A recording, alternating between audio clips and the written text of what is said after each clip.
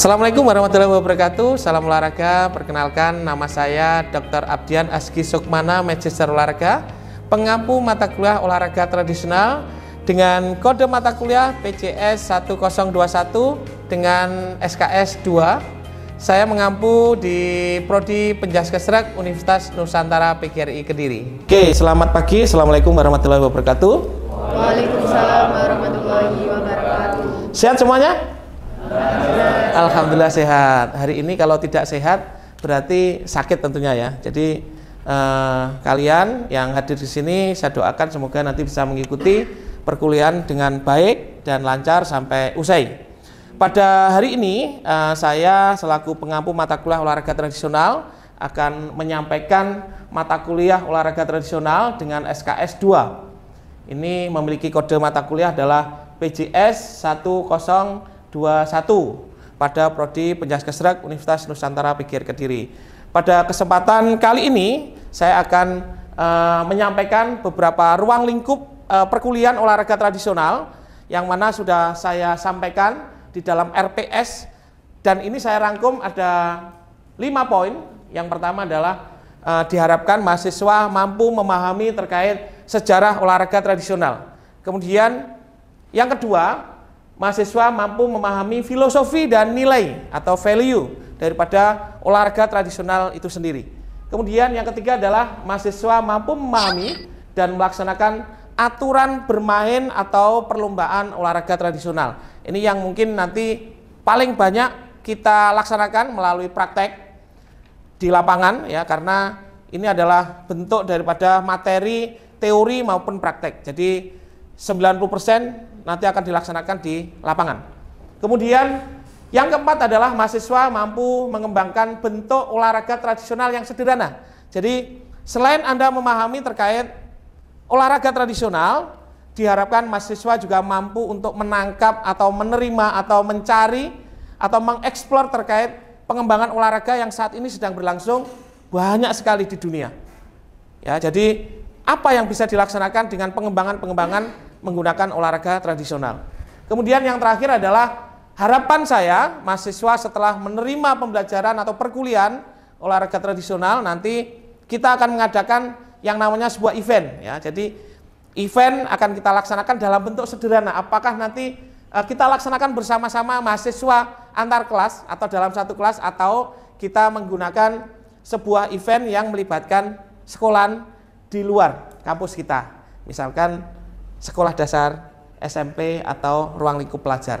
Sehingga ini nanti akan memberikan tantangan bagi Anda bahwa menerapkan ilmu olahraga tradisional, baik itu secara teori maupun praktek. Prakteknya di mana? Ya perwasitan dan juri. Itu adalah salah satu bentuk pengetahuan dan pemahaman terkait bagaimana Anda bisa mempraktekkan, karena nanti Anda yang jelas akan lulus dan banyak, walaupun tidak semuanya akan menjadi guru. Betul nggak? Nah, jadi paling tidak tahu apa itu aturannya gubak sodor seperti apa sih, aturannya egrang seperti apa sih. Jadi tidak bingung Anda pada saat menjelaskan ke siswa atau ke orang lain di masyarakat. Jadi harapannya dengan adanya melaksanakan event ini, Anda juga mampu sebagai juri, Anda mampu mengkoordinir atau memberikan sebuah manajemen atau pengaturan yang terstruktur, terorganisasi dengan baik, sehingga Anda benar-benar menjadi alumni yang berkualitas. Begitu ya. Jadi harapannya seperti itu. Kemudian ada 5 tadi sudah. Yang pertama adalah terkait sejarah. Kita tahu olahraga di dalam Undang-Undang Sistem Keolahragaan yang terbaru nomor 11 tahun 2022 ini ada 3 pilar. Mungkin ada yang tahu lah, Vio? Olahraga apa? Olahraga prestasi 1 ketemu. Yang kedua, olahraga rekreasi, nanti saya jelaskan. Di Undang-Undang Keolahragaan 2005 ada kalimat rekreasi. Di Undang-Undang Sistem Keolahragaan nomor 11 2022, rekreasi dirubah menjadi olahraga masyarakat. Jadi berubah. Yang terakhir, ada O2SN, ada Pekan Olahraga Pelajar, ada Popnas. Itu masuk olahraga ranahnya apa? Olahraga pendidikan. Nah, saya ulangi, jadi di dalam Undang-Undang Sistem Keolahragaan Nasional ini yang menjadi Kalau saya bilang Alkitabnya para pembina, para guru olahraga, pelatih, semuanya ada di Undang-Undang Sistem Keolahragaan menjadi acuan. Itu ada 3 pilar. Yang pertama adalah olahraga rekreasi, olahraga masyarakat. Tadi saya sampaikan Undang-Undang 2005 itu ada rekreasi, sekarang rekreasi dirubah menjadi olahraga masyarakat. Yang ketiga adalah olahraga pendidikan. Saat ini sedang berlangsung yang namanya ruang lingkup di MI, MTS, Eman, sekarang di Jember ini. Nah, ini ada apa ini namanya? Porseni. Itu adalah salah satu bentuk olahraga pendidikan. O2SN, ada gala sepak bola kalau tidak salah ya. Sepak bola pelajar ada ya? Gala siswa. Itu adalah salah satu bentuk yang penyelenggaranya adalah pendidikan. Dinas pendidikan baik pusat, daerah, provinsi dan sebagainya semuanya kolaborasi dan itu masuk ke tingkat nasional. Termasuk Popda, Popnas ya. Bahkan sampai ke atas Asia. Asia Student Asian Game itu ada. Kalau di mahasiswa ada sendiri. Namanya apa kalau mahasiswa? AUG, Asian University Game. Kalau pelajar student ya. Jadi ada ranah-ranahnya event yang dilombakan seperti itu. Jadi 3 pilar ini yang harus menjadi patokan yang harus Anda ketahui dan ini menjadi pondasi untuk memahamkan bahwa di situ ternyata ada olahraga prestasi, ada olahraga masyarakat, ada olahraga pendidikan. Nanti akan saya jelaskan olahraga tradisional yang sudah saya sampaikan di sini itu masuk di olahraga mana? Masyarakat. Nah, masyarakat. Jadi masuk di olahraga masyarakat ya. Jadi nanti sedikit saya singgung di olahraga masyarakat ada apa ya. Yang pertama adalah kita memahami terkait tentang pengertian dasar olahraga tradisional. Ada 2 kata olahraga dan tradisional. Olahraga adalah bentuk aktivitas fisik yang jelas. Banyak tujuan orang melaksanakan olahraga. Mungkin ada yang tahu tujuan olahraga? Rerista? Untuk apa orang olahraga? Kebugaran jasmani. Mungkin ada yang tahu lagi selain kebugaran? Untuk apa sih olahraga? Ayo mungkin yang ditarkam. Aku olahraga tiap hari, tarkam untuk apa? Ini bola voli ini ya. Untuk prestasi boleh, ada di balik semua itu ada lagi nanti. Yuk Mas Faiz mungkin olahraga untuk apa Mas Faiz? Meningkatkan mood. Meningkatkan mood. Mood itu yang semangat ya? Lebih pada spirit ya. Ada lagi mungkin Mas Johan? Agar badan bisa sehat hingga masa tua. Oke, artinya adalah hingga masa tua. Kalau masa tua itu berarti kualitas dan produktif ya. Jadi sepanjang hayat. Ada yang bilang long life activity. Long life activity itu adalah bagaimana kita melaksanakan aktivitas olahraga sepanjang hayat. Untuk tujuannya apa? Ya untuk panjang usia. Olahraga tidak harus dalam bentuk uang, tetapi sebuah yang namanya penghargaan, reward. Nah, penghargaan dalam bentuk sertifikat atau medali itu adalah sesuatu hal yang layak dan divalidasi oleh khalayak. Kemudian ada kalimat yang kedua adalah tradisional. Nah, tradisi kita tahu bahwa tradisi itu muncul dari lingkungan masyarakat. Ya, kalau saya bilang community adalah komunitas ya. Jadi fenomena yang muncul tradisional. Mas Johan pernah di wilayahnya memiliki tradisi-tradisi tertentu? Apa? Bebas tradisi? Tidak harus olahraga? Selain olahraga ada tradisi itu Pak, di potong tumpeng seperti itu Pak. Oke, potong tumpeng berarti tradisi dalam hal kepercayaan atau agama. Nah, yang lain mungkin ada tradisi. Saya pernah melihat ada aktivitas fisik yang sangat baik dan bagus. Pernah saya komentari di sebuah sosial media, yaitu di bawah lereng Gunung Kelut. Apa? Permainan anak-anak hampir sama dengan kalau saya bilang cabangnya adalah otomotif, tetapi lebih pada tradisional. Klaker, mobil-mobilan klaker, pernah tahu? Di mana? Sosial media. Nah, saya pernah mengomentari, ini adalah salah satu bentuk tradisi yang diciptakan dan dimunculkan karena adanya sebuah namanya kesepakatan. kesepakatan itu janjian ya. Janjian itu berarti janjiannya itu adalah sekelompok orang tertentu yang hidup ada di situ. Di lereng Gunung Kelut itu ada di pintu Kelut itu kan, tiket itu jalannya kan berkelak-kelak dan lurus.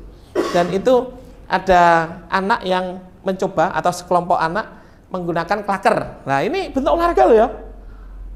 Bentuk olahraga setuju nggak? Klaker.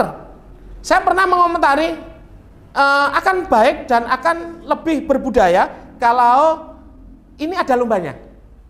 Jadi klaker. Nanti arahnya adalah ke spot tourism juga. Karena tempatnya adalah tempat wisata di sana. Akan menjadi daya tarik tertentu dan ini bisa dikembangkan menjadi sebuah olahraga tradisi baru. Jadi kesimpulannya, olahraga tradisional adalah bentuk aktivitas yang bersifat fisik yang lahir dari sebuah budaya aktivitas suatu masyarakat yang hidup berdasarkan geografis, adat istiadat, kebiasaan, kepercayaan. Kalau saya bilang kepercayaan tadi berarti bersifat agama ya. Kemudian perilaku sosial, budaya pemenuhan kebutuhan hidup. Jadi seperti tadi orang menggembala hewan mencari rumput, kemudian karena tanjakan tidak ada kuda, tidak ada hewan yang lain sebagai tumpangan, dia menggunakan alat seperti ini, yaitu olahraga klaker, klaker otomotif kan ya. Jadi seperti ini. Oke, kemudian bagaimana olahraga tradisional atau olahraga itu muncul atau lahirnya? Jadi tadi sudah saya jelaskan, satu ada kondisi berburu ya. Ini kalau berburu berarti ada unsur atau motif pemenuhan kebutuhan untuk hidup dalam jangka panjang, yaitu konsumsi, betul ya? Jadi ini, kemudian wilayah pegunungan, hutan, sungai ini juga menciptakan suatu bentuk aktivitas olahraga yang mungkin bisa diciptakan dari suatu masyarakat. Ya. Kemudian kepercayaan, pemujaan dewa sang pencipta ini juga ada olahraga. Kalau di Indonesia ini ada budaya apa ini? Sepak bola api yang sering digunakan pada saat Ramadan setelah tarawih atau sebelum tarawih. Ini sebuah budaya yang memang muncul pada saat-saat tertentu ya. Kemudian kalau wilayah ini di Indonesia juga ini adalah berburu paus. Ada yang tahu di mana ini? Di wilayah Indonesia. Ini adalah kebutuhan hidup karena ada di sungai atau laut. Nah, menombak paus. Ini adalah kalau mau dikembangkan menjadi sebuah olahraga itu juga bisa. Termasuk olahraga kano, olahraga dayung, olahraga yang bersifat dari alat tempat menggunakan ini, yaitu perahu. Nah ini bisa ini. Kemudian adat istiadat. Nah ini saya contohkan adalah panen, saat panen raya. Adat istiadat. Ada yang tahu terkait sejarah maraton? Lari maraton. Belum pernah dicerita nih. Sampai detik ini belum tahu. Ceritanya, maraton itu apa? Ada yang tahu teman-teman? Lari, ya kan? Maraton bukan makanan, tetapi apa? Di mana maraton? Maraton. Ada yang tahu? Maraton itu dari asal apa? Ini sejarah, histori olahraga. Maraton adalah sebuah nama kota. Di mana? Di Yunani. Kemudian budaya peradaban suatu wilayah. Ya. Ini saya contohnya, ini adalah ski ya, yang ada di daerah kutub ya. Di sana memiliki budaya karena memang peradaban suatu wilayah dengan kondisi tempat yang sangat dingin sekali sehingga menggunakan alat seperti ini untuk beraktivitas ya. Jadi ini lahirnya olahraga dan masih banyak lagi terkait motif-motif bagaimana olahraga itu muncul ya. Oke, sekarang ini yang paling penting ya. Yang paling penting adalah filosofi dan nilai-nilai yang ada di olahraga tradisional. Yang jelas ada banyak nilai-nilai, ada banyak nilai yang kita ambil dari yang namanya permainan tradisional atau olahraga tradisional. Satu adalah pantang menyerah. Ini ada tantangan dan petualangan. Kemudian sosial. Sosial itu lebih kepada hubungan kita kepada orang lain bagaimana. Kemudian toleransi. Toleransi itu adalah apa? Ada yang tahu arti toleransi? memahami orang lain juga ya, dan tidak memaksakan kemauan kita terhadap orang lain. Toleransi, ngerem bahasanya. Kemudian ada kerjasama atau kebersamaan, pasti. Di dalam permainan gobak sodor, permainan olahraga yang lain, egrang, trompa, itu juga ada kebersamaan. Ya. Kemudian ada gotong royong, ini juga sama, kebersamaan, saling menolong. Olahraga tarik tambang ada. Orang 5 terus yang kerja cuma loro tok. Enggak ada kan? Ada, semuanya harus kerjasama, gotong royong. Sama dengan tarik tambang, kebalikannya ada dagongan. Ini apa? Bambu, dagongan. Jadi kebalikannya. Nanti ada materinya. Kemudian empati. Empati itu adalah memahami orang lain. Dengan olahraga, dengan beraktivitas bersama-sama di lapangan, ini kita akan memahami orang lain, karakternya. Kemudian ada kejujuran, pasti. Tentunya ada kalah, ada menang. Ya, kalau menang, ya tidak boleh sombong, tidak boleh terlalu jumawa. Ya, kalau kalah juga tidak boleh terlalu bersedih. Tapi harus selalu ingat bahwa perjuangan ini bisa dilaksanakan karena bersama-sama, seperti itu. Kejujuran. Tanggung jawab pasti, melaksanakan aturan main, lomba, jangan keluar dari aturan main, itu nggak boleh. Tanggung jawab melaksanakan apa yang seharusnya dilaksanakan. Ya. Kemudian percaya diri dan keyakinan pasti, disiplin dan patuh itu pasti. Ya, jadi nilai-nilai yang ada di dalam olahraga, khususnya tradisional seperti ini.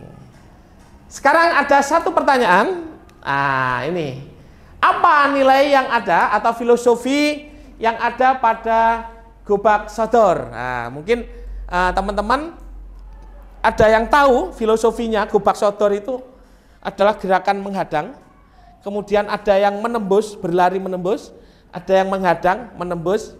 Itu filosofinya apa sih? Gobak sodor itu dari depan sampai belakang. Kalau saya terjemahkan adalah depan itu adalah sesuatu yang akan kamu masuki dunia apa yang kamu cita-citakan. Contoh misalkan Mbak, setelah lulus nanti kira-kira pengennya mau jadi apa? Seorang guru yang bagaimana? Apakah hanya guru biasa? Apakah guru yang berkualitas dan lainnya? Guru yang berkompeten, tentunya berkualitas. Berarti goalnya di mana? Di garis belakang. Paham ya? Jadi filosofi yang ada di dalam permainan atau olahraga tradisional gobak sodor adalah kamu akan berusaha dengan perjuangan kamu untuk mencapai goalnya adalah di belakang, dengan berkelok-kelok menghindar daripada beban-beban kehidupan kamu, ya. Itu kamu tujuannya di sana, yaitu apa? Poin atau angka di sana. Itu filosofinya. Kemudian akan kembali lagi ke depan untuk meraih cita-cita yang lain. Contoh, Mbak, setelah kamu nanti jadi guru berkualitas, yang kamu inginkan kedua apa? Pak, pengen jadi PNS atau ASN, betul nggak? Setelah itu apa? Berkeluarga. Pak, pengen saya nanti cita-cita kedua mau naik haji, punya rumah, punya mobil, betul nggak? Nah, cita-cita itu tentunya pasti akan kamu raih berulang kali. Dan di dalam sebuah proses mencari apa yang kamu tuju atau cita-cita itu tentunya pasti melewati berbagai rintangan, hadangan. Oleh karena itu, kenapa gobak sodor disebut yang namanya adalah hadangan. Hadangan. Jadi ini filosofinya ini. Kamu harus berjuang. Kadang terpleset nggak? Kesenggol masalah nggak? Itulah filosofi daripada gobak sodor. Kemudian yang kedua, bentengan. Nah, bentengan itu adalah mempertahankan ya. Karena arti dasarnya adalah benteng, membentengi ya. Jadi mungkin bisa diartikan bahwa setiap apapun di dalam kehidupan kamu, di dalam kehidupan perjalanan dari anak, remaja, dewasa, tua, itu ada sesuatu yang harus dipertahankan. Nah, egrang, gangsing, bitingan, tapel sedikit tadi sudah saya sampaikan. Sekarang pertanyaan saya bitingan saja. Ada yang pernah tahu bitingan atau tok-tok biar menggunakan lidi? Biar kemudian diambil satu-satu. Filosofinya apa? Yuk, silakan Mas Rafil. Ketelitian satu boleh. Kesabaran boleh. Strategi. Saya ceritakan secara keseluruhan ya. Di dalam kehidupan tidak ada yang namanya tidak ada masalah. Pasti ada masalah. Bagaimana sudut pandang kamu untuk menyelesaikan sebuah masalah atau problem solving? Itu ada di bitingan. Kesabaran kamu menyelesaikan kalut-malutnya sebuah masalah pada diri kamu, ini ada di sini. Kuncinya adalah selesaikan hal-hal yang terkecil yang menurut pandangan kamu itu bisa diselesaikan. Kemudian kalau ketapel adalah terkait bagaimana kita mundur ke belakang untuk mencapai kesuksesan dengan suksesnya, dengan kecepatan penuh, melesat jauh, mundur ke belakang untuk melesat jauh ya. Jadi ini saya bawa ketapel teman-teman ya. Jadi di sini ketapel memiliki filosofi ya. Jadi di dalam kehidupan kamu tentunya perlu ancang-ancang. Ada sebuah perencanaan yang memang kadang-kala tidak harus dilaksanakan bersama-sama dengan teman-teman, termasuk kamu itu apakah harus lulus bersama-sama teman-teman?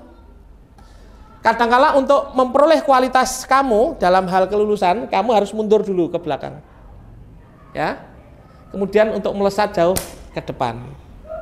Artinya bagaimana? Oke Pak, contoh sederhana.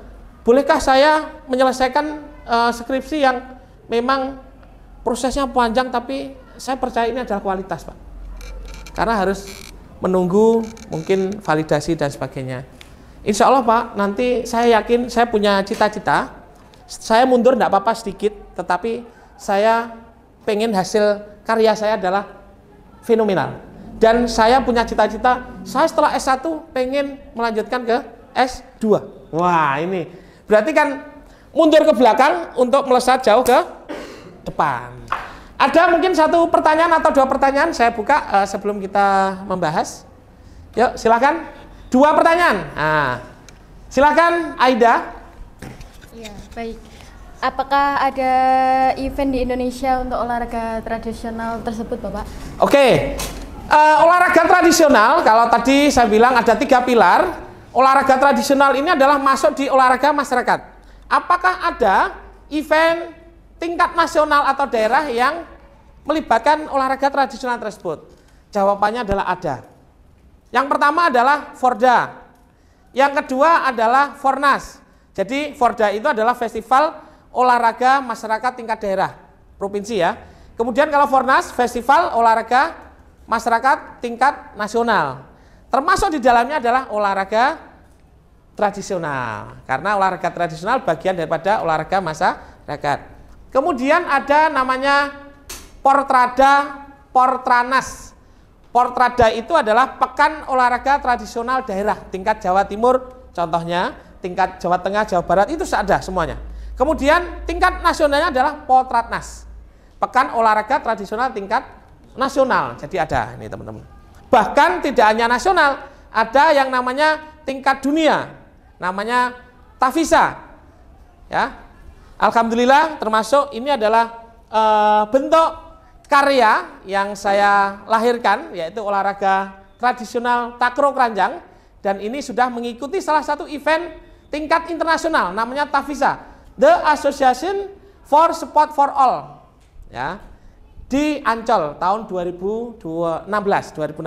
Jadi ini adalah bentuk olahraga sepak takraw yang saya kembangkan ini. Jadi ini ya, jadi ini adalah event-event yang memang untuk olahraga tradisional. Tavisa itu adalah festivalnya olahraga tradisional tingkat dunia. Alhamdulillah bersyukur keronjang lahir dari UNP Kediri. Ya, terima kasih. Pertanyaan kedua. Nggih. Apakah olahraga tradisional bisa menjadi olahraga prestasi? Oke, terima kasih. Bagus sekali. Perkembangan olahraga prestasi semuanya berawal dari yang namanya sebuah budaya. Muncul lahirnya dari budaya dan olahraga tradisional. Bagaimana Pak olahraga tradisional bisa menjadi olahraga prestasi? Olahraga prestasi itu adalah olahraga yang disepakati oleh beberapa wilayah. baik kota, kabupaten, baik provinsi ataupun negara. Contoh, olahraga panan, olahraga berkuda, olahraga menombak. Di dalam atletik ada lembing ya. Itu akan disetujui yang dulunya adalah berawal dari olahraga tradisional apabila ada syarat-syarat yang harus dipenuhi. Salah satu yang paling menonjol adalah olahraga tersebut akan disepakati, disetujui oleh minimal 8 sampai 10 daerah. Ya. Contoh, olahraga takruk ranjang ataupun olahraga goboi, ini adalah ciptaan yang saya kembangkan yang kedua setelah takruk ranjang, ini adalah goboi. Goboi ini apakah nanti akan bisa menjadi olahraga prestasi, Pak? Bisa.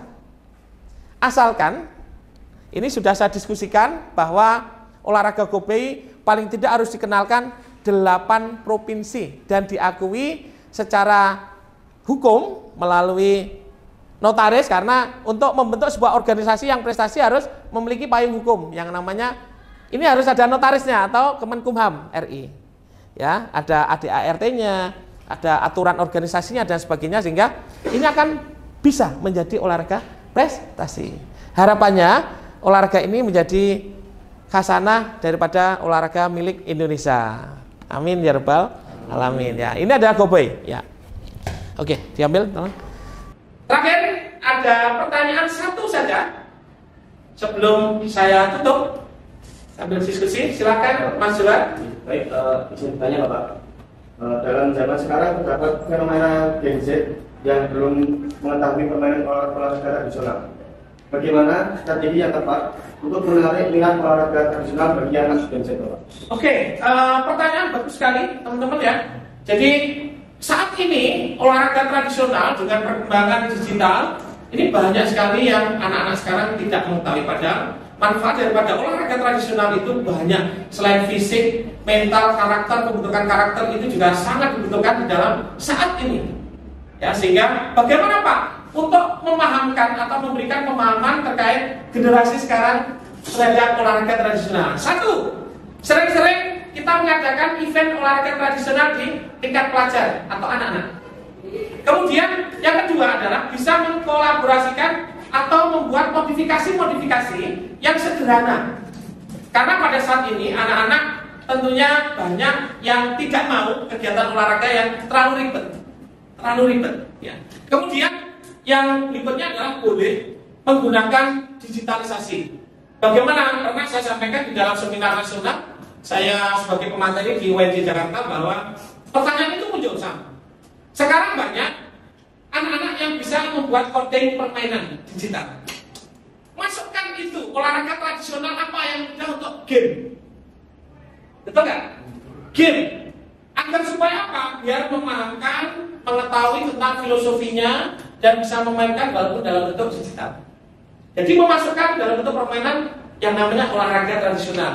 Galapan egrang. Game ini kan gitu. Kemudian terompah panjang, ketapel. Nah, itu boleh dimainkan dalam bentuk digitalisasi. Gitu ya. Oke, mungkin cukup pertemuan pada pagi hari ini. Harapan kami adalah Anda nanti minggu depan bisa praktek di lapangan. Yang pertama mungkin kubak contoh atau hadangan. Bagaimana Anda bisa menerapkan aturan main, memahami ukuran lapangan, memahami berbagai bentuk sentuhan-sentuhan dan belajar juri dan wasit. Demikian mungkin, semoga hari ini bermanfaat dan kalian sehat selalu, tetap semangat untuk memperoleh perkuliahan di UNP Kediri. Saya akhiri sekian. Wassalamualaikum warahmatullahi wabarakatuh. Waalaikumsalam warahmatullahi wabarakatuh. Terima kasih.